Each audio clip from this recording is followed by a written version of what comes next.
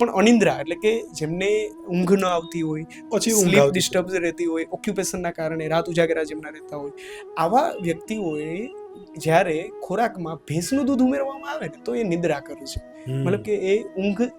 સ્વાભાવિક રીતે લઈ આવનારી છે. જેમને શરીરનું વજન વધારવું છે અથવા બૃહણ કરવું છે, આળસ માટે પણ જવાબદાર છે એવું જ્યાં સુધી મેં સાંભળ્યું છે, કેમ કે એ ઇનડાયરેક્ટલી કફ નો પ્રકોપ કરતી હોય, કફ થોડા ઘણા અંશે વધારતું હોય ભેંસનું દૂધ, જેના કારણે શરીરનું વજન, ચરબી અથવા તો કફ ઉપર એમના ઘા છે લાગે એવી શક્યતાઓ રહે, કે જેથી કરી અને કફની પ્રકૃતિવાળા જ્યારે